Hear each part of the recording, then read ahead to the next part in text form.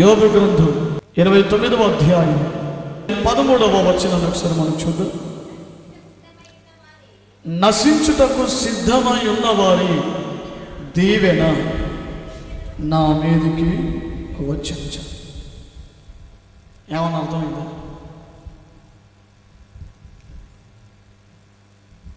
ప్రియులారా, అసలు ఇట్లాంటి దీవెనలు కూడా ఉంటాయా? ఇలాంటి ఒక రకమైన మరొకసారి చూడండి మాట. నశించుటకు సిద్ధమై ఉన్నవారి దీవెన. చూడండి, యోబు మీరు మొదటి వచనం నుండి మీరు చూడగలిగితే, యోబు సమృద్ధిలో ఉన్నప్పుడు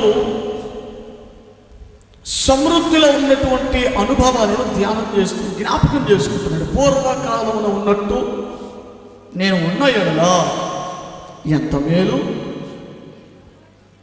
వదిలేమా? పూర్వకాలం ఉన్నట్టు నేను ఉంటే ఎంత మేలు అంటే, మొదటి అధ్యాయంలో యోబు ఐశ్వర్యం, పనివారు, ఇక సమృద్ధి అనుభవాలు మనకు మొదటి అధ్యాయంలో కనబడతాయి. యోబు వంటి ధనవంతుడు కానీ, ఆయన వంటి భయభక్తులు కలిగిన వాడు కానీ, ఆయనలాగా చెడుతనాన్ని అసహించుకున్నవాడు కానీ భూమి మీద అతని వంటి వాడు లేడు అని దేవుడి సాక్ష్యం ఇచ్చాడు. అలాంటి సమృద్ధికరమైన అనుభవాన్ని ఎప్పుడు జ్ఞాపకం చేసుకుంటున్నాడు? తన పరిస్థితులన్నీ ప్రతికూలము కాగా, తనకంటూ ఏమీ లేని పరిస్థితుల మధ్యలో మరి తన వెంట ఉన్న భార్య అయినా, తనను కట్టుకున్న, తను నమ్మి వచ్చిన భార్య అయినా కూడా ఉందో లేదో తెలియదు. ప్రియులారా, పిల్లలను కోల్పోయాడు. పరిస్థితి చాలా దారుణాతి దారుణంగా ఉన్నది. ఒంటి మీద అన్ని దెబ్బలు, కురుపులు, నీసు రసి కారుతూ ఉంది. ఆ దొరద తట్టుకోలేక చిల్ల పెంకులు తీసుకొని, ఏమండి మరి గోర్లు రక్కి గోకుకొని, గోర్లు కూడా అరిగిపోయినట్టున్నాయేమో, పెంకులు తీసుకొని మరి గోకుతూ ఉన్నారు. అలాంటి ఓ దుర్భరకరమైనటువంటి పరిస్థితి, దురవస్థలతో కూడినటువంటి ఒక పరిస్థితి. ప్రియులారా, ఇలాంటి స్థితిగతుల మధ్య యోబు ఆ మొదటి అనుభవాలను ధ్యానం చేస్తూ జ్ఞాపకం చేసుకుంటూ తనకు తాను చెబుతున్న విషయం, తన స్నేహితులకు చెబుతున్న సంగతి, యోబు అంతగా ఆశీర్వదించబడటానికి, యోబు అంతగా దీవించబడటానికి తన మీద ఒక దీవెన కారణముగా ఉండదట. ప్రారంభపు దినాల్లో కొన్ని సంవత్సరాలు నేను ఈ మాటను చదివినప్పుడు, నా ప్రతి దైవ ధ్యానంలో ఈ మాట చదువుతున్నప్పుడు, ఏంటి నశించేవాడు ఏంటి, వాడి దీవెన ఏంటి, వాడి ఆశీర్వాదం ఏంటి, వెనక రావటం ఏంటి, బ్రతికున్న వారి దీవెన, లేకపోతే మంచివారి దీవెన, నీతిమంతుల దీవెన. ఇప్పుడు ఎవరినైనా ఆశీర్వదించేటప్పుడు ఏ విధంగా ఆశీర్వదిస్తాం? పోనీ ప్రార్థన చేసేటప్పుడు ఒకవేళ మన బిడ్డలు దైవ సేవకులుగా మారాలి అనే దృక్పథంలో మనం ప్రార్థన చేస్తే ఏ విధంగా ప్రార్థన చేస్తాం? ప్రభువా, నా కుమారుణ్ణి ఇదిగో ఫలానా దైవజనుని వలె వాడుకో ప్రభువా, ఫలానా దైవజనుడి మీద ఉన్న అభిషేకం నా బిడ్డ మీద కూడా ఉంచండి ప్రభువా, ఫలానా సేవకుడి మీద ఉన్నటువంటి అభిషేకం మా మీద కూడా ఉంచండి ప్రభు అని ఒక ఆత్మ సంబంధమైనటువంటి దీవెనలను కోరుతూ మనం ప్రార్థన చేస్తాం. అంటే శ్రేష్టమైన వారిని తలంచుకుంటాం, శ్రేష్టమైనటువంటి వారిని, ఉన్నతమైనటువంటి వారిని మనం జ్ఞాపకం చేసుకుంటాం. కానీ ఇక్కడ యోబు అంటున్నాడు, నా మీద ఇదిగో ఒక దీవెన ఉంది, నా మీద ఒక దీవెన పని చేస్తూ ఉంది. ఏమిటా దీవెన?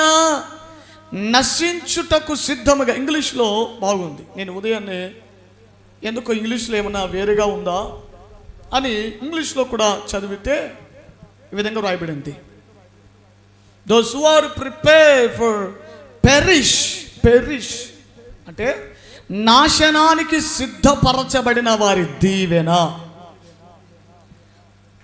ఎవరికైనా ఇంగ్లీష్ బైబిల్ ఉన్నాయా? Shall you read in English please? ఇంగ్లీష్లో కూడా మాట ఒకసారి చూడండి. లైవ్లో ఉన్న భక్తులు కూడా వింటారు, చూస్తారు, ఆడుకోల వాళ్ళు కూడా. దొరకలేదు ఇంగ్లీష్లో? యోబు గ్రంథము 29:13 అమ్మా.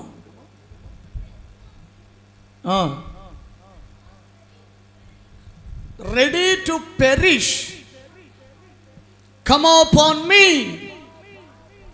చాలమ్మా. came upon me. నాశనానికి సిద్ధముగా ఉన్న వారి దీవెన, నాశనానికి సిద్ధపరచబడిన వాడి యొక్క దీవెన నా మీదికి వచ్చింది అని చెబుతున్నాడు. నా మీదికి అలాంటి దీవెన వచ్చినప్పుడు ఎలా ఉందట తన జీవితం?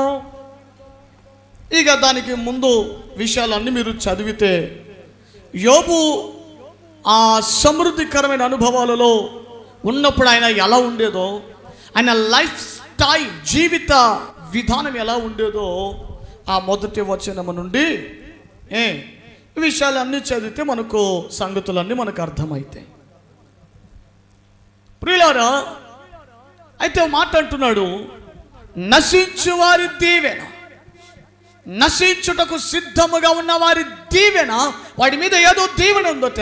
ఆ దీవెన ఇప్పుడు ఎవరి మీదకి వచ్చిందట? చెప్పాలి, చదివిన వారందరూ కూడా. ఎవరి మీదకి వచ్చిందట? దేవుని మీదకే, యోబు మీదకి వచ్చింది. అంటే జాగ్రత్తగా వినండి. ఏమిటి ఈ వ్యాఖ్యానం? పరిశుద్ధాత్ముడు ఏమన్నా తప్పుగా రాయించాడా? రాయించింది పరిశుద్ధాత్ముడేగా.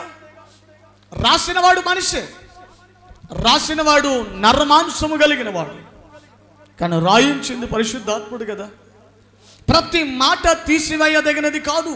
ప్రతి మాట మన యోగక్షేమం కొరకే, మన ఆత్మ క్షేమాభివృద్ధి కొరకే, మన ఆత్మలో పరిపూర్ణత మరింతగా పొందటం కోసమే.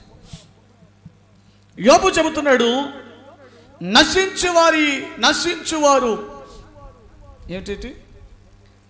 నశించుటకు సిద్ధముగా ఉన్న వారి దీవెన నా మీదికి వచ్చి.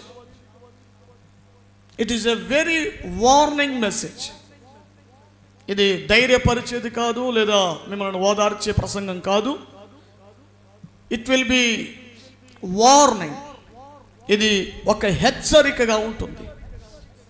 ఇది ఒక హెచ్చరిక. నేను ఉదయం ఈ మాటలే ధ్యానం చేసాం. నిజంగా నాకు కూడా కాస్త ఒంట్లో కాస్త భయం కలిగించిన. అమ్మో, ఒకవేళ నేను కూడా ఏమాత్రం యామరపాటుగా ఉంటే, ఇదిగో నాకు కూడా ఇలాంటి ఓ పరిస్థితి ఉంటుందేమో, ఆ జాగ్రత్తతో ఉంటే మాత్రం ఇదిగో ఇలాంటి పరిస్థితి నాకు కూడా కలుగుతుందేమో అంతా ఒక భయం, ఒక తెలియని భయం మనసులో ఎక్కడో ఒక చోట కలిగింది.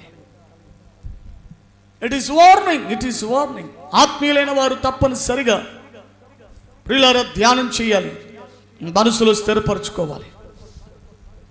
గమనించండి, ఇక్కడ ఒక వ్యక్తి ఉన్నాడు. ఆల్రెడీ ఆ వ్యక్తి మీద ఏముందట? దీవెన ఉన్నది. ఆ వ్యక్తి మీద ఉన్నటువంటి దీవెన, ఇప్పుడు దీవెనలైన ఆశీర్వాదాలను ఎవరి ఇవ్వాలి చెప్పండి? క్లారిటీగా చెప్పండి. దేవుడే ఆశీర్వాదాలు దీవెనలనైనా ఇవ్వాలి. దేవుడు దీవించి ఉంటాడంటే అతనిలో ఏదో దేవునికి నచ్చింది కనబడే ఉంటుందిగా. దేవుడు కోరదగినది ఏదో ఉండే ఉంటుందిగా. దేవుడు ఇష్టపడినది ఏదో స్వభావం అతనిలో ఉండే ఉంటుంది కదా. ఊరికనే దేవుడు ఎవరిని ఆశీర్వదించాడు. దేవుడు ఎవరికి ఊరికనే తన దీవెనలను ఎవరికి ఇవ్వడు. గమనించండి, ఇచ్చిన ఆశీర్వాదం ఇచ్చిన వాడికి తీసుకునే అధికారం కూడా ఉంది, తీసుకునే అవకాశం కూడా, హక్కు కూడా ఆయనకుంది.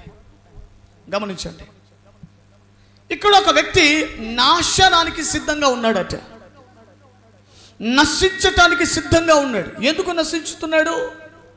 అసలు ఎందుకు నాశనం అయిపోవాల్సిన పరిస్థితి అయింది అనంటే, ఏవో అతడు నాశనం అవటానికి, అతడు పాడవటానికి ఏవో కొన్ని కారణాలు తన జీవితంలో అనుమతించబడుతున్నట్టున్నాయి, లేదా తన జీవితంలో తనకే అనుమతించుకున్నట్టున్నాడు.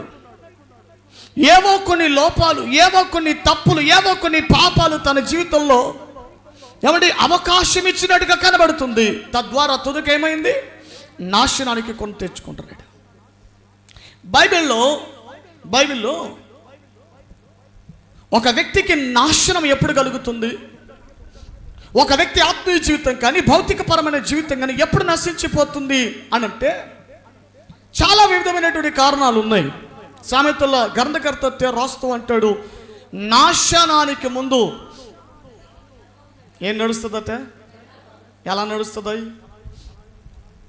నడుస్తుంది? దాని నడక చాలా అందంగా ఉంటుందేమో. నాశనానికి ముందు గర్వం నడుస్తుంది. నశించటానికంటే ముందు, పడిపోవటానికంటే ముందు అహంకారపు మనస్సు క్రియ జరిగిస్తుంది. ఇది నాశనానికి ఒక కారణం. రెండవదిగా కీర్తనలో ఏవండి భక్తుడు అంటాడు, ఇదిగో వారు నశించుటకు వారిలో ఉన్న భక్తిహీనత కారణమాయను అంటాడు. భక్తిహీనత ఒక కారణం నశించటానికి, నాశనం అవటానికి. అయితే జాగ్రత్తగా వినండి ప్రియులారా, జాగ్రత్తగా ఈ మాటలు ఆలకించండి.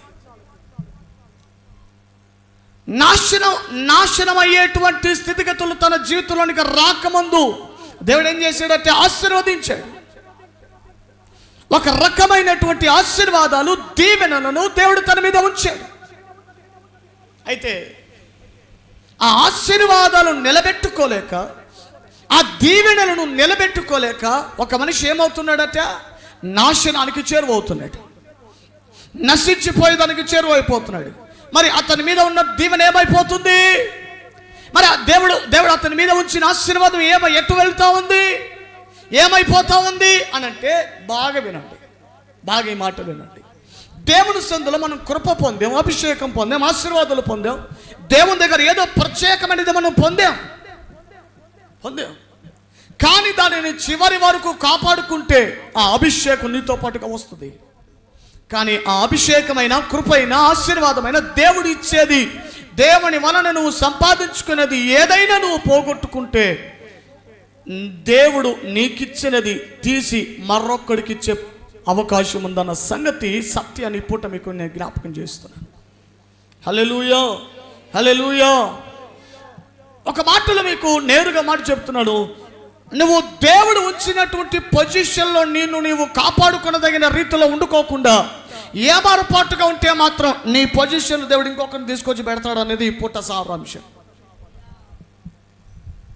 దేవుడు నీకు ఇచ్చినటువంటి కృపను సరైన పద్ధతిలో వినియోగించకుండా దానిని ఇంకొక రీతిగా వినియోగిస్తే, నీకు ఇవ్వబడినటువంటి కృప యొక్క స్థానమందు దేవుడు నిన్ను తీసివేసి ఇంకొకరికి ఆ కృపనిచ్చే అవకాశం ఉంది. ఇప్పుడు గవర్నమెంట్ ఉద్యోగం, నెలకు ₹1,00,000 జీతం, కష్టపడి సంపాదించాడు ఉద్యోగం. ఏదన్నా చిన్న ఆ పొరపాటు చేశాడు అనుకోండి, ఫస్ట్ సస్పెండ్ చేస్తారు కదా, మొదట సస్పెండ్ చేస్తారు. ఇప్పటికైనా ప్రవర్తన మారుతుందేమో, బుద్ధి మారుతుందేమో అని చిన్న శిక్ష వేస్తారు. అప్పటికీ బుద్ధి మారుకుంటే, అప్పటికి మనస్సు మారుకుంటే, అప్పటికి అలవాటు మారుకుంటే, అప్పటికి ప్రవర్తన మారుకుంటే మాత్రం ఏం చేస్తారు? చివరికి ఇక తీసి పారేస్తారు. అవసరం లేదురానైనా నీ ఉద్యోగం నేను వేరే వాళ్ళకి ఇస్తానని చెప్పి అధికారులు ఏం చేస్తారు? ఆ స్థానాన్ని బాగా అర్థం చేసుకో, ఆ స్థానాన్ని, ఆ ఉద్యోగ స్థాయిని మరొక అర్హత కలిగిన మనిషికి ఇస్తారు. ఇక్కడ బాగా వినండి, యోబు మీద దీవెనలు రావటానికి గల కారణం ఒకటి, యోబు యోగ్యమైన స్థాయిలో నిలబడ్డాడు. ఒకటి. రెండవదిగా, ఒకడు తన ఆశీర్వాదాన్ని, దేవుడిచ్చిన దీవెనను కాపాడుకోలేకపోయాడు, నిలుపుకోలేకపోయాడు. తద్వారా జరిగిన కారణం ఏంటి? వాని ఆశీర్వాదం తీసివేసి దేవుడు ఎవరికి ఇచ్చాడట? యోబుకు దేవుడు ఇచ్చాడట. దేవునికి స్తోత్రం కలుగును గాక.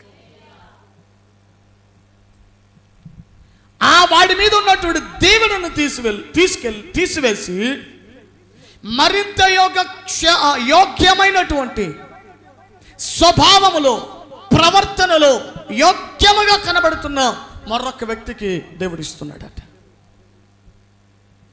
ఎన్ని మారులు హెచ్చరిస్తున్నా, ఎన్ని మారులు గద్దిస్తున్నా, నీవు ప్రవర్తన మార్చుకోకుండా, నీవు నీ బుద్ధి మార్చుకోకుండా, నీవు నీ నిర్లక్ష్యపు ధోరణిని మార్చుకోకుండా ఉంటే మాత్రం దేవుడు చూస్తాడు. 1-2 మార్లు అవకాశం ఇస్తాడు. 3వ మారు నీ స్థానంలో దేవుడు నేను తొలగించి వేసి నీకంటే ఇంకా యోగ్యమైనటువంటి వాడిని ఆ స్థానంలో నిలబెట్టి వాడుకుంటాడు, మహిమ పొందుకుంటాడు, ఘనముగా ఆశీర్వదిస్తాడు, ఉన్నతమైన కృపలతో నడిపిస్తాడు. Praise the lord. Hallelujah, hallelujah. చూడండి, మార్కు సువార్తలో మీకు ఒక మాట చూపిస్తాం, దీనికి అనుగుణముగా ఉన్నటువంటి మాట. కొంచెం ఈ పూట ప్రసంగం చాలా లోతుగా ఉంటుంది. జాగ్రత్తగా మీరు దేవుని వాక్యం మీద మనసు పెడితేనే మీకు అర్థమవుతుంది, లేకపోతే ఏమండి అర్థం కాదు. దేవునికి మహిమ కలుగును గాక. హల్లెలూయా. చదవం గట్టిగా, హల్లెలూయా, హల్లెలూయా. మార్కు సువార్త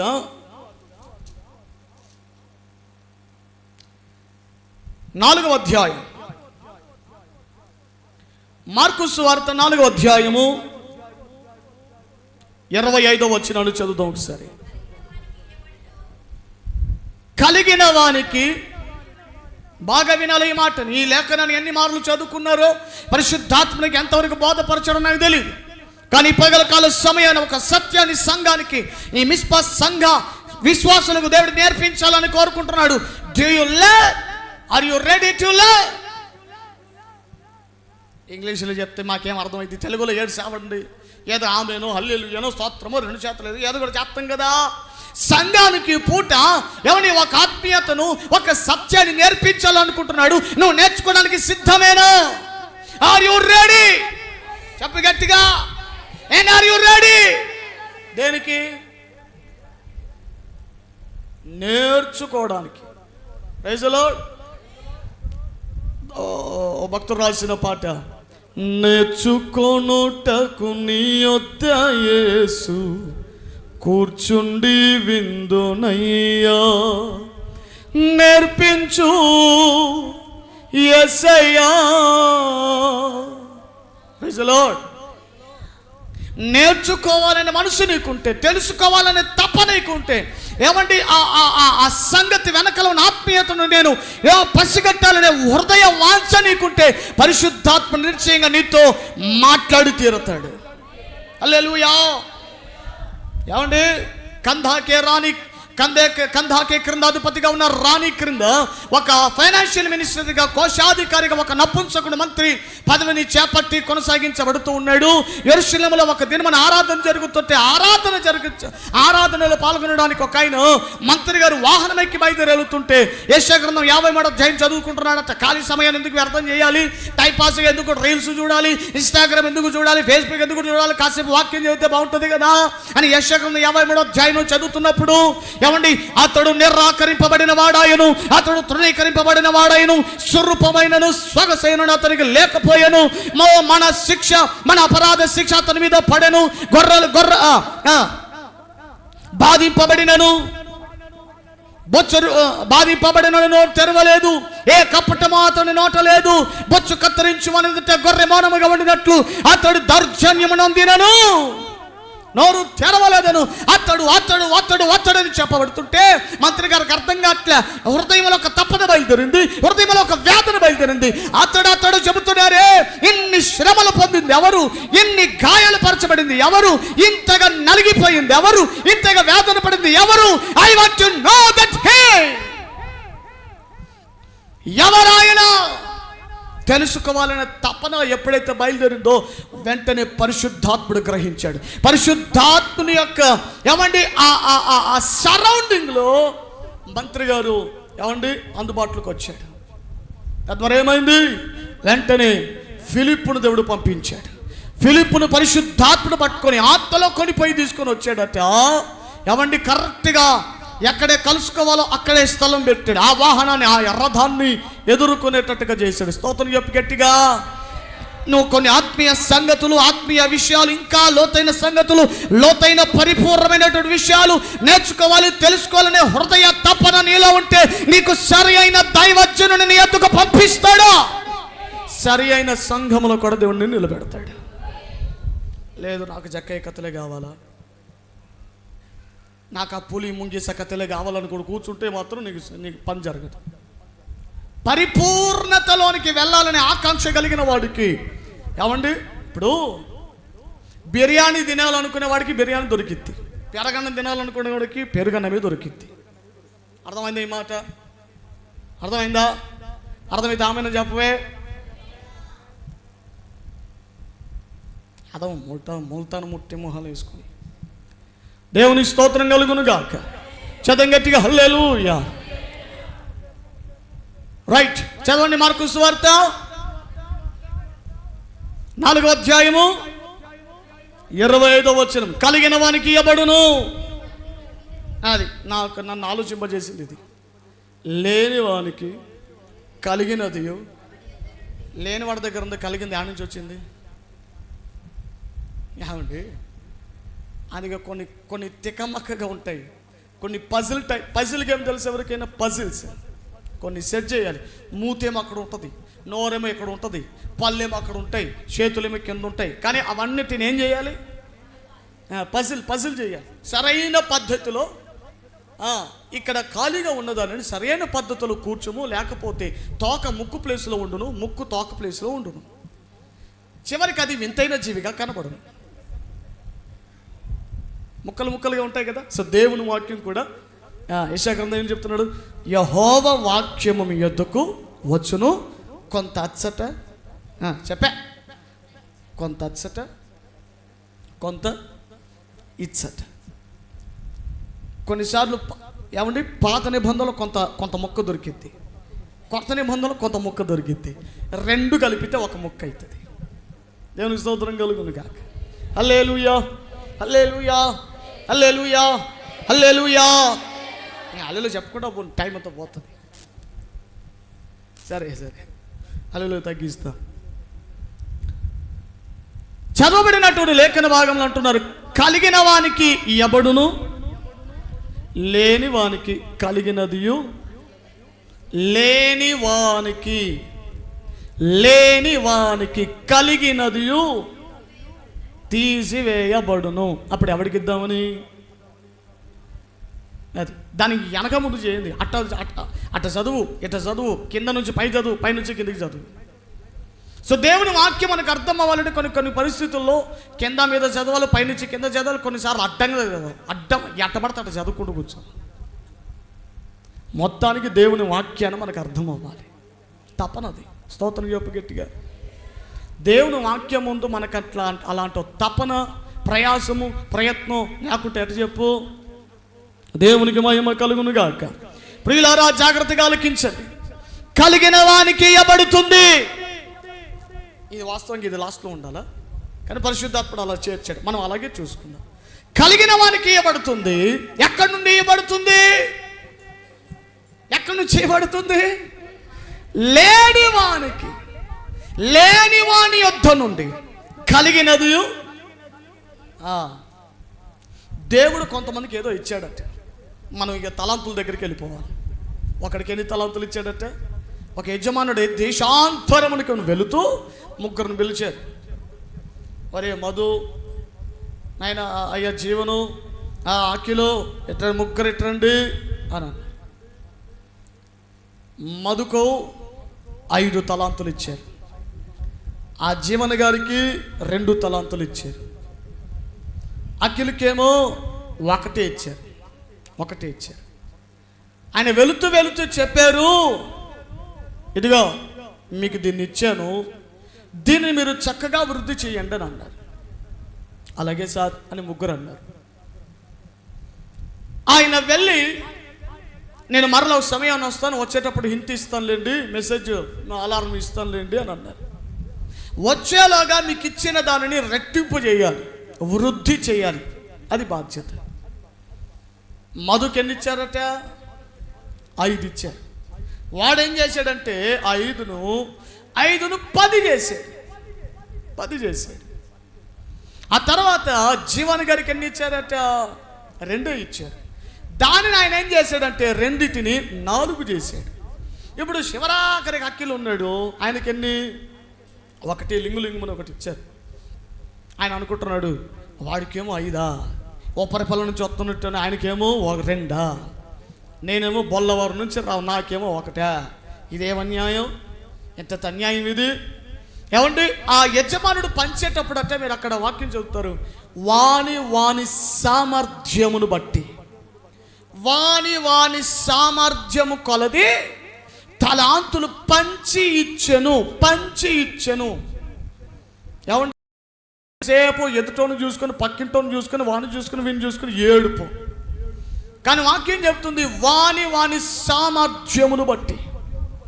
ప్రియులారా, 5 తలాంతులు ఇచ్చిన వాడికి ఎందుకని 5 తలాంతులు ఇచ్చాడు? వాడు 10 చేయగలడని నమ్మాడు కాబట్టి, ఆ సామర్థ్యం అతలో ఉంది కాబట్టి 5 తలాంతులు ఇచ్చాడు. 2 తలాంతులు ఇచ్చిన వాడికి ఎందుకని 2 ఇచ్చారు? ఆ 2 వాడు 4 చేస్తాడనే సామర్థ్యం తలా ఉంది, చూశాడు కాబట్టి 2 ఇచ్చాడు. మరి ఒకటి తీసుకునే వాడికి ఇంకొకటే చేయగలడు, వాడికి ఉన్న సామర్థ్యం అంతే, వాడుకున్న బలం అంతే, వాడు చేయగలిగిన ప్రయాస ఫలితం అంతే అని చూశాడు కాబట్టి 1 ఇచ్చారు. మొదటివాడు కష్టపడి ప్రయాసపడి 5టిని ఇంకొక 5 చేసాడు, మొత్తం 10 సంపాదించుకున్నాడు. రెండో వాడేమో రెండింటిని కష్టపడి సంపాదించి 4 చేశాడు. ఆ 1 తీసుకున్నవాడేమో ఏమీ చేయలేదట. వాస్తవానికి దానికి ముందు ఏమైనా ఉందా వాడికి? చెప్పాలి, ఏమైనా ఉందా? ఆ 1 అనేది లేనప్పుడు ఏమీ లేదు. ఇప్పుడు 1 తలాంతు ఇచ్చిన తర్వాత ఏమున్నా, ఇప్పుడు ఏం కలిగి ఉన్నాడు? ఏదో 1 కలిగి ఉన్నాడు. లేనివాడు 1 కలిగి ఉన్నాడు. అర్థం చేసుకోండి, లేనివాడు 1 కలిగి ఉన్నాడు. ఇప్పుడు వాడు ఏం చేయాలి? ఆ 1 తీసుకొని ఆ 1 ఇంకొక దానిని ప్రయాసపడి సంపాదించి స్థిరపరచాలి. అప్పుడు 2 కలిపితే ఏమవుతాయి? 2 అవుతాయి. 1 2, అంతేగా 4గా 2 అవుతాయి. ప్రభు ఆ యజమానుడు ఆశించాడు, ఈ 1 ఇచ్చినవాడు ఇంకొకటి ఎట్టో ఒక కింద పడి ప్రయాసపడి ఇంకోటి చేస్తాడులే అనుకొని ప్రయాసపడి నమ్మి 1 ఇచ్చాడు. వాడు ప్రయాసపడను లేదు, కష్టపడను లేదు. లేని వాడైనటువంటి వాడిని ప్రేమించి వాడికి ఏమని 1 తలాంతు ఇస్తే, వాడు ఏమీ చేయకపోగా యజమానుడు వచ్చిన తర్వాత, ఏమిరా నేను ఇచ్చిందే తిరిగి నాకు ఇత్తనం ఏంట్రా అని అంటే, ఏం చేస్తామండి, మీరు చాలా కోపిస్తోళ్ళు, మీరు చాలా పిసినారోళ్ళు అండి, మీకు నేను చాలా భయపడ్డానండి అని అంటే, అరే నేను కోపిస్తోని అన్యాయిస్తున్నా అయితే మరి వేరే వాళ్ళ దగ్గర పెట్టకపోయావా? సాహుకారుల యొద్ద పెట్టి ఉండొచ్చు, నేను వడ్డీతో సహా వసూలు చేసుకుని ఉంటాను కదరా. ఏం చేసావురా ఇన్నాళ్ళు అంటే, ఏం చేసాం? భూమిలో దాచిపెట్టా. పనికి మాలాడా, ఊరికిచ్చింది కదరా నీకు అని ఆయన యజమానుడు ఏం చేశాడట? ఆ ఒక్కటి లేని వాని యొద్ద కలిగి ఉన్న ఆ 1 తలాంతు తీసుకెళ్ళి తీసివేసి ఎవరికి ఇచ్చారట? ఎంతో కష్టపడి ప్రయాసపడినటువంటి ఏమంటే ఆ 5 తలాంతులను 10 తలాంతులు చేశాడే వాడికి ఇచ్చాడట. స్తోత్రం చెప్పు గట్టిగా.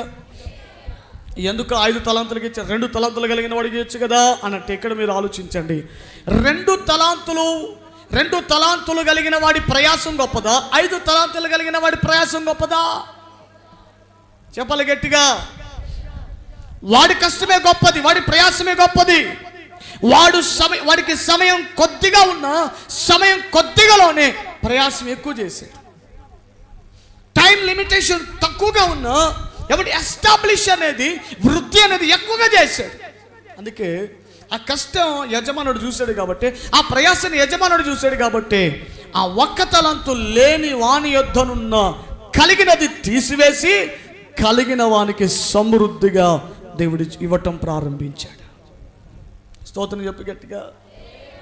ఈ పూట ఈ మాటలు వింటున్న వారులారా, ఎందుకని ఆ 1 తలాంతులు కలిగిన వాడి దగ్గర నుంచి తీసివేశాడు ఆ యజమానుడు అంటే, వాడు నిర్లక్ష్యం. వాడిలో నిర్లక్ష్యం ఉంది.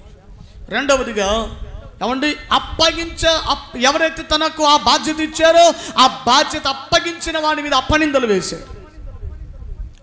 వేశారు.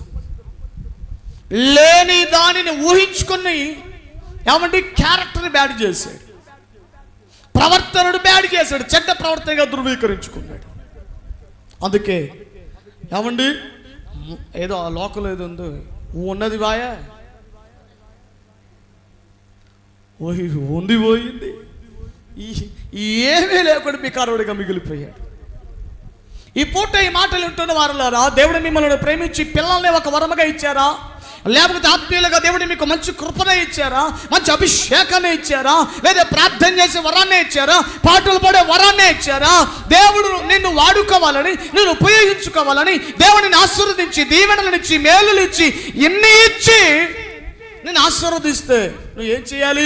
మరింతగా ఆత్మీయంగా వృద్ధిపరచబడాలని, ఇంకా మరింతగా ముందుకు రావాలని ప్రభు కోరుకుంటున్న కోరిక తగినట్టుగా నీ ప్రవర్తన లేకపోగా ఆశీర్వాదాలు విస్తరించే కొలది, దీవెనలు విస్తరించే కొలది, కృప విస్తరించే కొలది ఏమైందంటే నిర్లక్ష్యం పెరిగిపోయింది.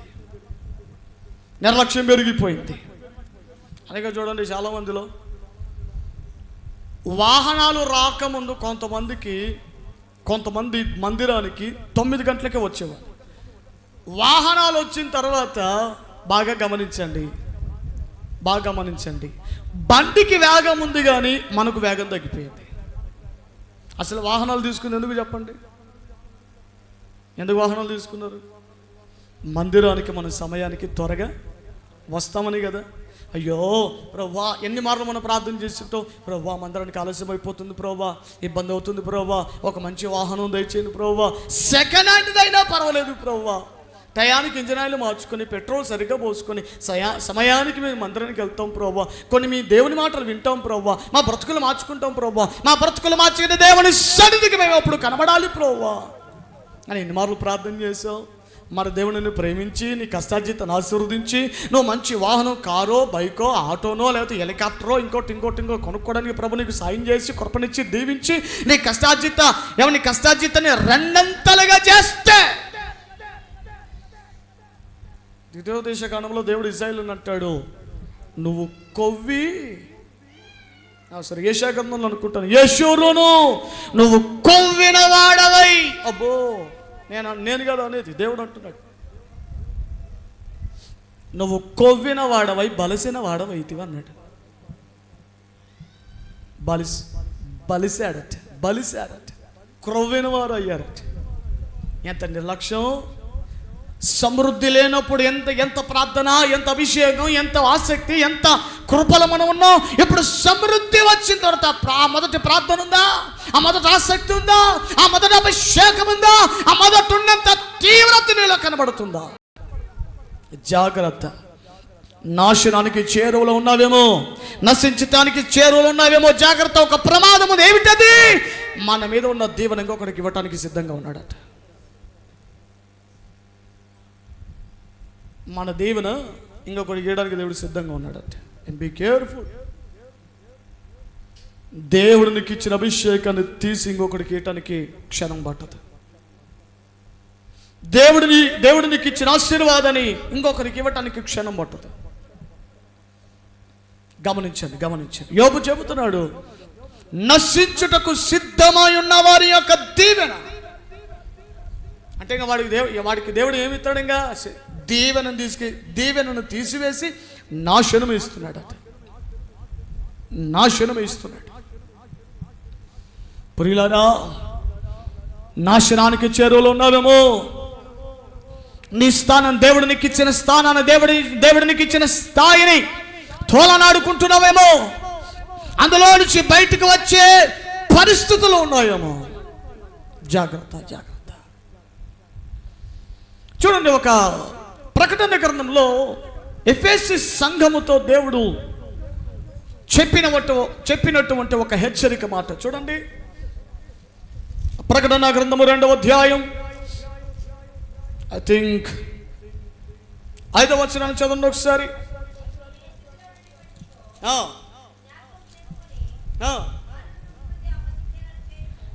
నీవు ఏ స్థితిలో పడితివో అది జ్ఞాపకం చేసుకొని మారు మనసు పొంది ఆ మొదటి క్రియలను చేయము. అట్లు చేసి నీవు మారు మనసు పొందితేనే సరి, లేకపోతే ఇఫ్ యు క్యాన్ ఏం జరుగుతుందట? లేని ఎడల నేను నీ యొద్దకు వచ్చి నీ దీపస్తంభాన్ని ఐ విల్ రిమూవ్. అదంటే వస్తుంది. దేవుడు ఆశీర్వదిస్తే అది ఎప్పుడు ఆశీర్వాదమే, అది ఆశీర్వాదమే. అట్టే అనుకోను సావు. సంసోనును దేవుడు ఎడబాసనని తనకు తెలిసిందే తెలియలేదా? తెలియదట. మనం ఎన్ని పాపిష్టి పనులు చేసినా, మనం ఎలాంటి ప్రవర్తనలో మనకి మన బుద్ధులు ఎలాంటి పాడైపోయిన స్థితిలో ఉన్నా, దేవుడు ఇంకా నన్ను ఆశీర్వదిస్తాడులే, దేవుడు నన్ను ఇంకా దీవిస్తున్నాడులే, నాకు ఇంకా వాహనాలు సమృద్ధిగా వస్తున్నాయిలే, నా వ్యాపారం ఇంకా సమృద్ధిగా వస్తున్నాయిలే అని అనుకో సంతోషం. ఇంకా నీకు అర్థం కానిది ఏమిటంటే, నువ్వు నాశనానికి చేరువలో ఉన్నావు. దేవుడు నీకు ఇచ్చిన ఆశీర్వాదం తీసివేయటానికి కూడా సిద్ధంగా ఉన్నాడని గుర్తుపెట్టుకో.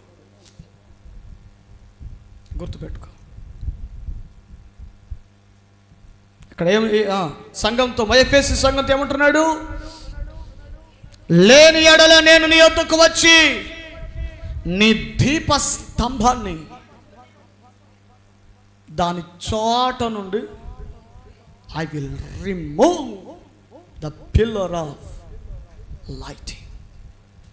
దీపస్తంభాన్ని దాని చోటలో నుండి, దాని స్థానంలో నుండి. ఎంత బాధాకరమైన మాట అసలు. దీపస్తంభం అంటే ఏంటి? ఏమంటే పై 1వ అధ్యాయంలో రాస్తున్నాడు కదా, 7 దీపస్తంభాలు 7 సంఘాలకు సాదృశ్యం. సంఘం అంటే ఏంటి? సంఘం అంటే ఏంటి? నువ్వు కాదా? సంఘం అంటే నేను కాదా? ప్రభు అయిన యేసు రక్తము చేత గడగబడినటువంటి విశ్వాసాల సమూహం కాదా? ప్రియులారా, ఈ మాటను వ్యక్తిగతంగా తీసుకో. దీపస్తంభాలను అన్నాడా? దీపస్తంభము అన్నాడా? అటు నువ్వేని అర్థం. నువ్వు సరి అయిన పొజిషన్లో, నేను నిలవబెట్టినటువంటి స్థానంలో, నేను నిలవబెట్టినటువంటి స్థితిలో నీవు ఉండకపోతే నిలబెట్టిన నేను పెరికి వేస్తాను కూడా అంటున్నాడు. నీ ఎదుట నుండి నీ దీపస్తంభాన్ని పెరికి వేస్తాను. సంఘమే లేకుండా చెప్తున్నాడట. ఎంత భయం లేచిందో ఉదయం నీ మాట ధ్యానం చేసి. అందుకే చూడు, చాలా చోట్ల సంఘాలు మూతలు పడుతున్నాయి. చాలా చోట్ల ప్రియులారా ఘనంగా కట్టబడి పెద్ద పెద్ద చర్చిలు కూడా ఎవరి తలుపులు మోయబడ్డాయి. ఆరాధన లేదు, ప్రార్థన లేదు, అభిషేకం లేదు, అక్కడ వాక్య ధ్యానం లేదు, సేవకుడు లేడు, సంఘాలు మూతలు పడిపోతున్నాయి. ఇక విదేశాలలోకి వెళితే ఏమండి, సొంత సంఘాలను, చర్చిలను అమ్ముకుంటున్నారు. మన దేశంలో, మన రాష్ట్రాలలో కూడా ఏమండి కొన్ని నామకార్థ సంఘాల వాళ్ళు ఏమండి సంఘాలు మూసివేసి ఇంకా సంఘాలు నడవదు, చర్చిలు నడవదు అని చెప్పేసి చర్చిలను, చర్చి స్థలాలను అమ్ముకుంటూ వెళ్తున్నారు. ఇదేమిటో తెలుసా? ఇది శాపగ్రస్తమైన అనుభవం. ఎందుకంత ఆ అనుభవం ఎదురైంది? ఎందుకంత శాపం దేవుడు ఎవరు అనుమతిస్తున్నాడు అంటే పై వచనాన్ని చదువు మనకు అర్థం అవ్వాలి. 2వ వచనం, సరే 3, 4వ వచనం చదవండి. ఇది మనకు కావాల్సింది. ఏమిటా? సంఘములో దీపస్తంభాన్ని తీసివేస్తానంతగా కఠినంగా మాట చెప్పడానికి ఎఫెసీ సంఘములో కనబడిన తప్పేమిటి, పాపమేమిటంటే 4వ వచనంలో ప్రభు అంటున్నాడు, ఆయనను మొదట నీకుండిన ప్రేమను నీవు వదిలేసావు. అందుకే నేను కూడా ఒక రోజు విధులు పెట్టబోతున్నాను. మొదట నీకుండిన ప్రేమను వదిలిపెడుతున్నావా? మొదట నీకుండిన ప్రేమ. అవునండి, వీళ్ళండి ఒకప్పుడు మమ్మల్ని ఎంత ప్రేమించేవాళ్ళు, ఒకప్పుడు మమ్మల్ని ఎంత బాగా పలకరించేవారు, ఒకప్పుడు మమ్మల్ని మాతో ఎంత చక్కగా సన్నిహితంగా ఉండేవారు, ఎంత ఆత్మీయంగా ఉండేవారు, ఎంత సహవాసంగా ఉండేవారు, ఎంత అన్యోన్యంగా ఉండేవారు. ఇప్పుడు కనబడినా పలకరించలేకపోతున్నారండి. ఇప్పుడు కనబడిన మందలు చెప్పలేదండి. ఇప్పుడు కనబడిన మాతో సరిగా ఉండట్లేదనని ఏమండి చెప్పుకునేవారు ఎంతమంది లేరు? మొదట నీకుండిన ప్రేమ వదిలిపెడుతున్నా. కొరింథీ పత్రిక 11వ అధ్యాయములో పౌలు గారు రాస్తూ అంటాడు, భాషలే మాట్లాడినా, ప్రవచనములే చెప్పినా, విశ్వాసమే కలిగి ఉన్నా, if I have not love, నాలో ప్రేమ లేకపోతే, ప్రేమ లేని వాడు, ప్రేమ లేకపోతే నేను వ్యర్థుడను. I am waste without love. వీళ్ళారా, ఎన్ని మర్మాలు నేను తెలుసుకున్నా, ఎన్ని బోధలు నేను చేశాను, ఎన్ని ప్రత్యక్షతలు ప్రభు దగ్గర నుంచి నేను పొందుకున్నా, ఒక వ్యక్తిని మనస్పూర్వకంగా నేను ప్రేమించలేనప్పుడు నా ప్రసంగాలు వేస్తే, నేను ఇంతగా సిద్ధపరచుకున్న ప్రసంగాలు, వర్తమానాలు వేస్తే, అలాగే నువ్వు చేసే భక్తి వ్యర్థమే, నువ్వు చేసే ప్రార్థన వ్యర్థమే, నువ్వు దేవుని సన్నిధికి వచ్చే నీ ప్రయాసం వ్యర్థమే. ఎప్పుడు? అదిగో అదిగో అదిగో మొదట నీకుండిన ప్రేమను వదిలిపెడితే. గమనించండి, ఒకప్పుడు ప్రేమించినంతగా ఇతరులను మనం ప్రేమించగలుగుతున్నామా? ఏమండి, ఇక్కడే నన్ను సరిగా ప్రేమించదండి, వారే నాతో సరిగా మాట్లాడరండి, వారే మమ్మల్ని పలకరించారండి, మమ్మల్ని పలకరించారు, అందుకే మేము పలకరించు. ఓసోస్ ప్రిన్స్ ఇంగ్లాండ్ ఎలిజబెత్ సెలవు నువ్వు మరి అంత టెక్కుగా ఉండటానికి. చాలా యేసుక్రీస్తు ప్రభువారు మొహం మీద ఉమ్మేసినా తుడుచుకొని ఏకంగా వాడి దగ్గరికి వెళ్ళి ప్రార్థన చేస్తే, ఇక నీ బతుకు నా బతుకు ఎంత చెప్పు? కోపాలకు ఆవేశాలకు పోతావా? పగలు అసూయలకు పోతావా? మొదట నీకుండిన ప్రేమ, మొదట నీకుండిన ప్రేమ.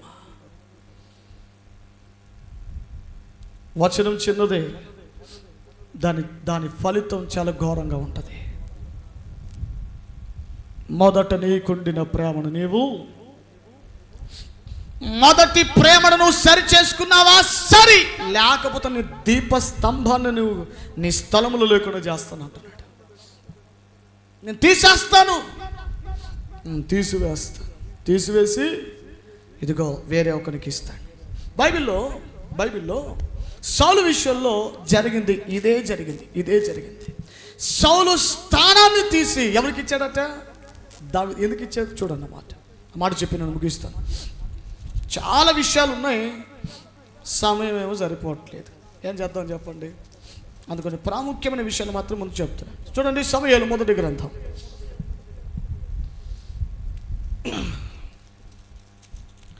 సమూయేలు మొదటి గ్రంథము 13వ అధ్యాయం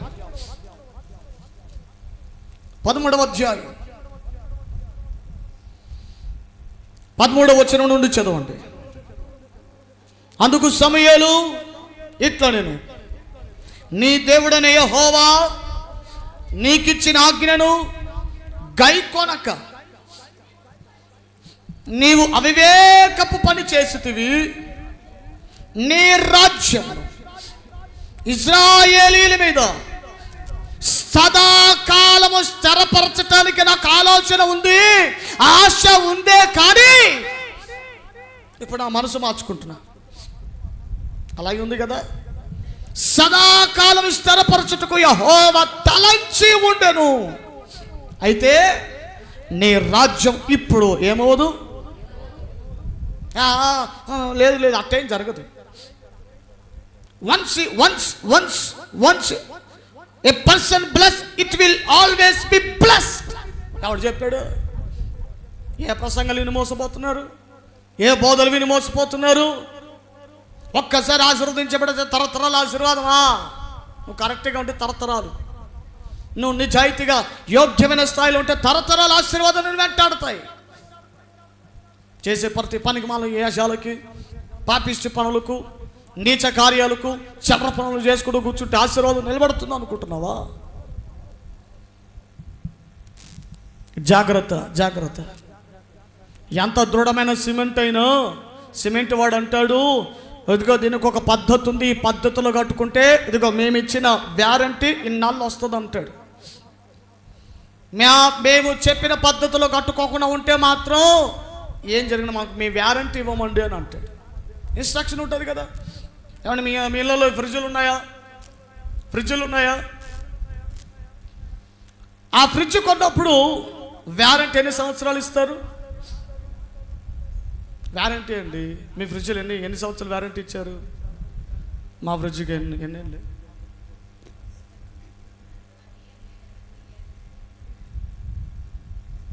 డబల్ డోర్ కాబట్టి మాకు 5 ఏళ్ళు ఇచ్చాడు. 5 సంవత్సరాలు. ఈ 5 సంవత్సరాల్లో ఎలా ఉపయోగించుకుంటే వ్యారంటీ పనిచేస్తుందో చెప్పాడు వెనకాల. ఇదిగో ఇలా ఆన్ చేయండి, ఇలా ఆఫ్ చేయండి, ఈ ట్యానికి తీయండి, ఈ ట్యానికి తీయండి, దీనిలో ఇవి పెట్టండి, అవి పెట్టండి. ఇదే కాకుండా ఏమండి ఫ్రిడ్జ్ను కొంతమంది ఎలా ఉపయోగిస్తారంటే, ఏమంటే సాకులోడు కూడా వాడింటే అంత ఉపయోగించాడు. అయ్యో బాబోయ్, ఆ ఫ్రిడ్జ్లో ఏం పెట్టుకోవాలి? వాస్తవంగా చల్లదనానికి తట్టుకోగలిగిన వస్తువులు పెట్టాలి. ఏమండి ఒక ఆమె తొందరగా ఆరిపోవాలని ఏకంగా బట్టలు ఆరేసింది. ఆ ఫ్రిడ్జ్లో బట్టలు పెట్టేసింది. ఏమండి ఒకడైతే ఎండాకాలం కదా, ఎండలు తట్టుకోలేక ఒకడు ఈ ఫ్రిడ్జ్లో దూరిపోయాడు. ఇక ఫ్రిడ్జ్లో మధ్యాహ్నం మొదలుకొని సాయంకాలం వరకు వాళ్ళ అమ్మాయి వెతుకుతుంది. ఓరే నరేషో నరేషో ఎక్కడున్నావురా, ఎక్కడున్నావురా? వాడు దాంట్లో ఉన్న సంగతి, దూరం సంగతి వీళ్ళకి తెలియట్లేదు. ఎక్కడున్నావురా ఎక్కడున్నా ఎదుగుతుంది. వాళ్ళ ఇంటికి ఫోన్ చేసింది, ఏమయ్యో మనవాడు కనబడట్లేదు, అయ్యో ఆగవే పనికి మాలదన్నా, నువ్వేంటి చేస్తాను, జాగ్రత్త లేదు నీకు. ఇద్దరు కలిసి ఎతికారు. సాయంకాలం అయింది కదా, కాచ కూలు ఎక్కువైనట్టుంది, దెబ్బకు బయటకు వచ్చాడు సాయంకాలం. అమ్మా వస్తే నీ అమ్మ ఆడున్నావే నువ్వా, పిలిచా పలకమేంటి నువ్వు? ఎక్కడో వినబడుతుంది. ఏంటి మావాడి గుర్తులాగా ఉందని అమ్మ పరిగెత్తుకుంటూ ఇంట్లోకి వస్తే మంచం దగ్గర కాలు మీద కాలు వేసుకుని కూర్చొని చూస్తున్నాడు. వాళ్ళమ్మకు ఆ బాధ, కోపము, ఆవేశం ఆ కలగలిపి ఎడంకాలతో ఒక్క తోను దనితే ఆ మంచం మీద నుంచి ఇంకో మంచం మీదకి ఎగిరి పడ్డాడు. ఏడ్చుకుంటే ఏం చేయాలని కొట్టావు, ఏమైందా మధ్యాహ్నం నుంచి ఎదుగుతుంటే యాడికి పోయినా ఎవరో దున్నపోతా, ఎక్కడికి వెళ్ళి ఎవరంటే ఏం చేద్దామమ్మా, ఇంట్లో ఏసీ లేదు, కూలర్ లేదు, పాడు లేదు, సరే ఈ వేడికి తట్టుకోలేక ఫ్రిడ్జ్లో దూరేనులే అని అన్నాడు. ఊరే నీకు దొరకటానికి ఫ్రిడ్జే దొరికిందంటారా నీకు? ఏమండి కొంతమంది ఫ్రిడ్జ్ని ఎంత దారుణంగా ఎండాకాలంలో ఉపయోగిస్తారంటే మరీ దారుణం అండి, మరీ దారుణం. ఆ ఫ్రిడ్జ్ స్పేస్ ఎంత పెట్టి మేలేదు, ఇంక మంచం అంతా పొడుగు పెట్టి ఏకంగా సంసారాలు చేసేవాళ్ళేమో ఫ్రిడ్జ్లో. ఏమండి అమ్మో, ఇన్స్ట్రక్షన్స్ ఫాలో అవ్వాలి, హెచ్చరికలు ఫాలో అవ్వాలి. ఇదిగో ఈ పద్ధతిలో వాడితే ఇలా ఉంటుంది, ఇలా మన్నిక వస్తుందని అన్నారు. అలాగే దేవునికి సౌలు మీద ఒక ఉద్దేశం ఉంది, ఒక ఆలోచన ఉంది. ఏమని? సదాకాలం ఇశ్రాయేలు మీద నిన్ను స్థిరపరచటానికి, నీ రాజ్యాన్ని, నీ రాజు స్థానాన్ని సదాకాలం నిలపాలని ఆలోచన ఉంది. కానీ ఒరే సౌలు, ఇప్పుడు ఆ మనసు మార్చుకుంటున్నాను, నీ రాజ్యం ఇక నిలవదు. ఇప్పుడు ఎవరికి ఇస్తాను? 14వ వచనం చదువు. యెహోవా తన చిత్తానుసారమైన మనస్సు గల ఒకని కనుగొని ఉన్నాడు, గైకొనకపోతివి కనుక యెహోవా తన జనుల మీద అతనిని అధిపతినిగా. ఇప్పుడు చెప్పండి, సౌలు మీద ఉన్నటువంటి ఆ దీవెన ఇప్పుడు ఎవరి మీదకి వస్తుంది? ఇప్పుడు సౌలు దేనికి సిద్ధంగా ఉన్నాడు? దేనికి చేరువలో ఉన్నాడు? యోబంటున్నాడు, నశించుటకు సిద్ధముగా ఉన్న వారి దీవెన ఎవరి మీదకి వస్తుంది? నా మీదకి వచ్చాను అని చెబుతున్నాడు. ఇక్కడ యోబు దీవెన గురించి కాదు, నశించుచున్నవాడు ఎందుకు నా దీవెన కోల్పోయాడు అది మనం ధ్యానం చేస్తున్నాం.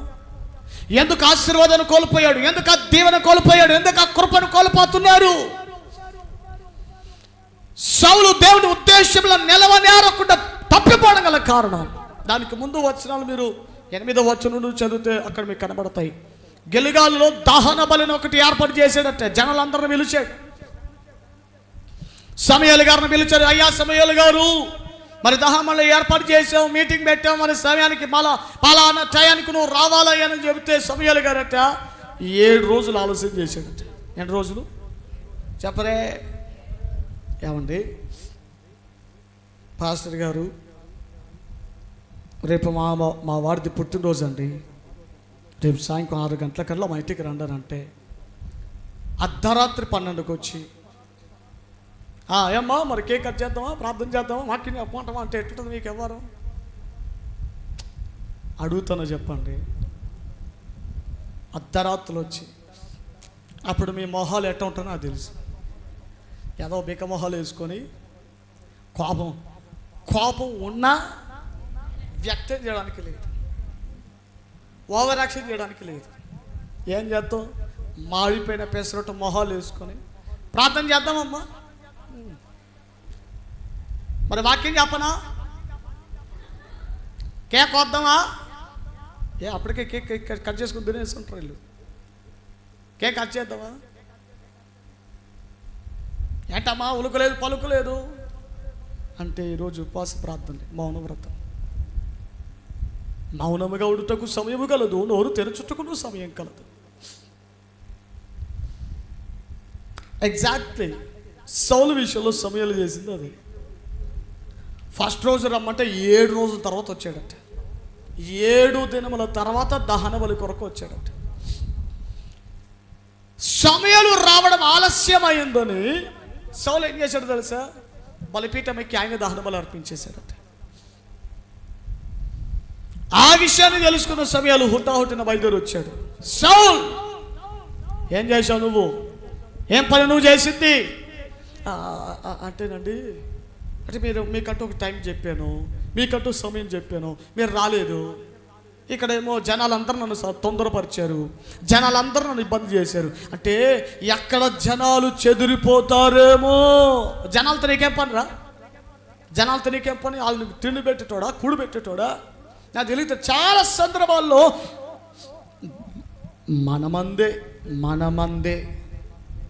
మనమందే గురించి చెప్పుకోవాలి. ఏమండి అంటేనండి, మీరు రావడం లేట్ అయిందని మేము ఈ కార్యక్రమం చేసేసుకున్నామండి. నాకు ఇప్పటికీ నా మైండ్లో నుంచి ఒక సందర్భం పోవట్ల. ఒక ఆవిడ కొడుకు పెళ్ళికి పిలిచింది.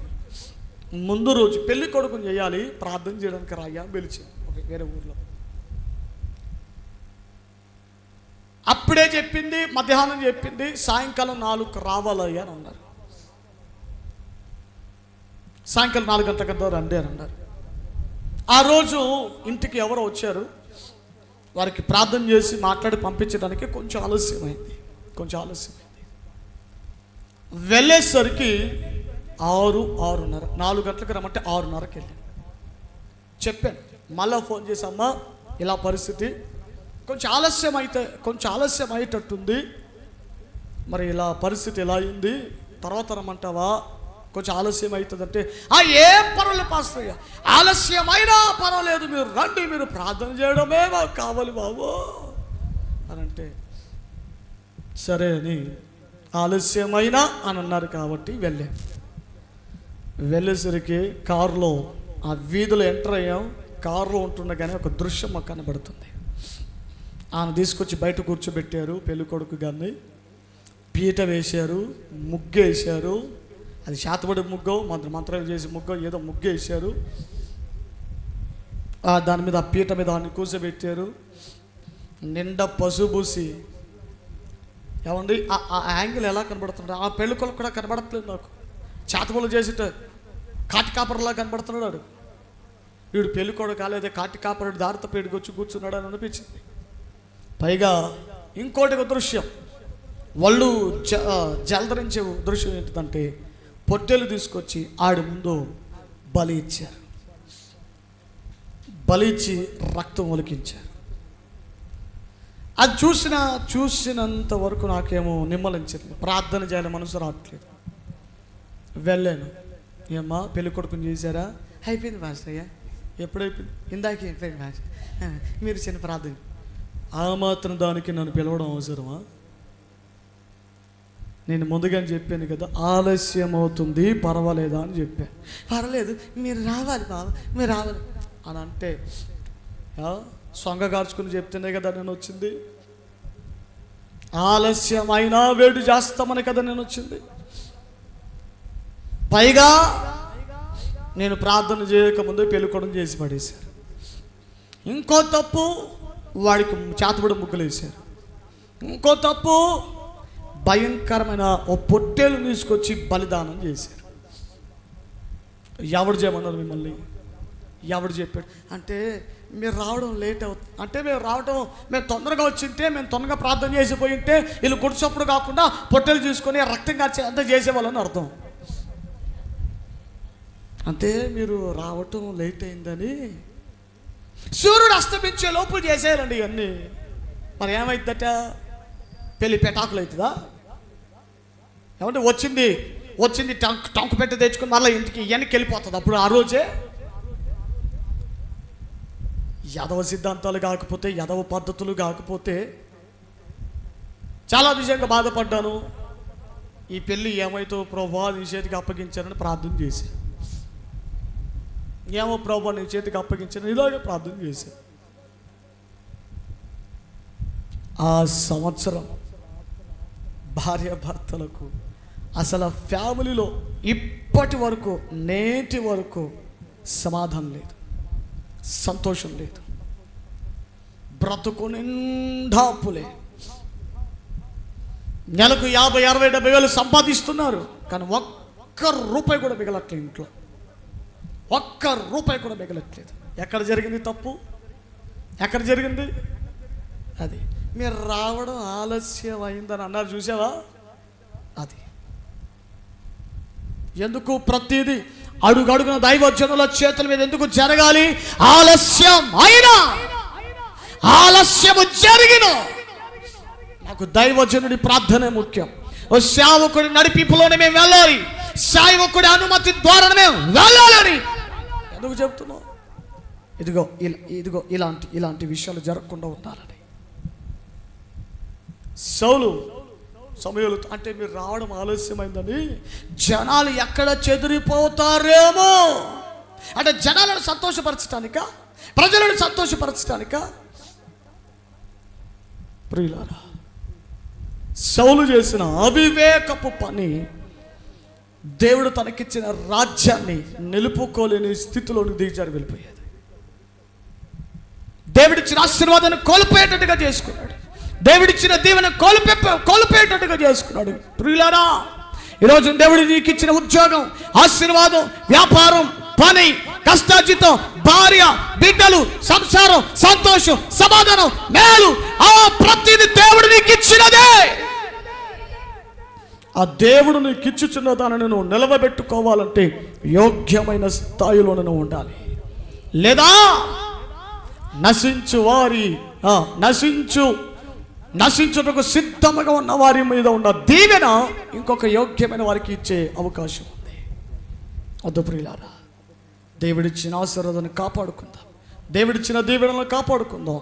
ఆశీర్వాదం ఇంకొకరికి వెళ్ళటం కాదు, ఆశీర్వాదం నీవు అనుభవించాలి, నీ పిల్లలు అనుభవించాలి, నీ తరతరాలు ఆశీర్వాదం అనుభవించాలి. స్తోత్రం చెప్పు గట్టిగా, హల్లెలూయా. ప్రియులారా, మా అబ్బగారిని దేవుడు ఆశీర్వదించాడు, దైవజనుడిగా అభిషేకించుకున్నాడు, పిలుచుకున్నాడు. మా అబ్బగారి నుండి మొదలైన ఈ పరిచర్య, ఈ సేవకత్వం, ఈ యాజకత్వం సుమారుగా ఒక తరం పోయింది. జదాక వరకు, జదాక 4th జనరేషన్, నాన్నగారి వంశంలో జదాక 4th జనరేషన్. మా నాన్నగారి ఫ్యామిలీ ఎంటైర్ ఫ్యామిలీ వంశంలో జదాక 4th జనరేషన్, జదాక నుంచి 4th జనరేషన్ స్టార్ట్ అవుతుంది అనమాట. అంటే నాన్నగారి వంశంలో 4th జనరేషన్ కూడా 4వ తరం నా ఇంటి నుంచే ప్రారంభం అవడానికి ప్రభు సహాయం చేశాడు. ప్రథమ సంతానం నా ఇల్లే. దేవునికి స్తోత్రం కలుగును గాక. ఇటు పాస్టమ్మ గారి ఇంటిలో నుంచి కూడా, అటువైపు నుంచి కూడా మొదటి సంతానం జదాక నుండి, ఇటు జదాకే అటు జదాక నుండి. ఈ ఆశీర్వాదం, ఈ యాజకత్వం సుమారుగా 50-60 సంవత్సరాల క్రిందట మా అబ్బగారి నుండి ఈ ఆశీర్వాదం ఏమండి కొనసాగించబడుతూ అది వారసత్వంగా మా నాన్నగారికి, మా బాబాయ్ గారికి అనుగ్రహించబడింది. దాని తర్వాత దాని అభిషేకం, ఆ ఆశీర్వాదాన్ని ఎవరి క్యారీ చేయడానికి మరలా నా తరంలో దేవుడు నన్ను నిలబెట్టుకొని ఎన్నుకొని కొనసాగిస్తూనే ఉన్నాడు. హల్లెలూయా. ఇప్పుడు చెప్పండి, ఈ ఆశీర్వాదం మధ్యలో కట్ అయిందా, కొనసాగించబడిందా? అభిషేకం ఆగిపోయిందా, ఇంకా ఫ్లో అవుతూనే ఉందా?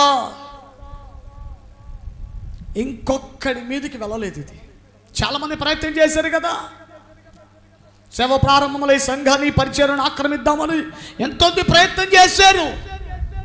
కానీ దేవుడు నిలిపిన ఆశీర్వాదం ఎదుట ఏ కుట్రలు నిలబడలేదు, ఏ అన్యాయం నిలబడలేదు, ఏ మనిషి నిలవలేకపోయాడు.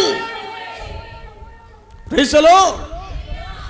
దేవుడు నీకు ఇచ్చిన ఆశీర్వాదాన్ని నువ్వు కాపాడుకుంటే, వచ్చేది పిల్లలు కాపాడుకోగలిగితే, దేవుడు నీకు ఇచ్చిన ఆశీర్వాదాన్ని తరతరాలు నీవు అనుభవించేటట్టుగా ఎవడు ఆపలే. Praise the lord. నీ పైకి దిగి వచ్చిన అభిషేకం నీ తరాల మీదకి, నీ వంశాల మీదకి, నీ కుటుంబ సంతానం మీదకి రావాలి అంటే ప్రియులారా, ఆ దానిని కాపాడుకునే యోగ్యమైన స్థాయిలో ఉంటే దానిని ఆపుటకు ఎవడ బద్దలం కాదు.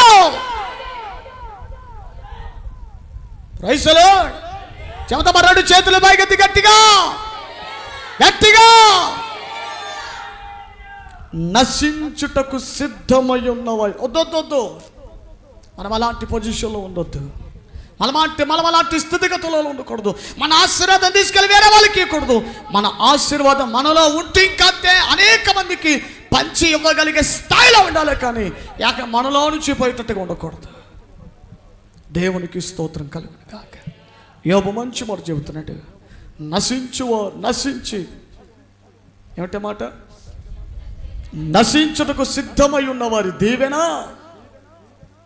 నేను సంపాదించుకున్నాను. నువ్వు యోగ్యమైన స్థితిలో లేకపోతే నీ దీపస్తంభాన్ని, నీ కృపను, నీ ఆశీర్వాదం తీసి ఇంకొకరికి ఇస్తాడు. జాగ్రత్త పడదాం. వివేచనతో దేవుడు మనకిచ్చిన దాన్ని కాపాడుకుందాం. కలిగిన వానికి మరింత కలిగినట్టుగా సమృద్ధిలో ముందుకు సాగి వెళ్ళిపోదాం. అటు కృప ప్రభువునకు దయచేయను గాక.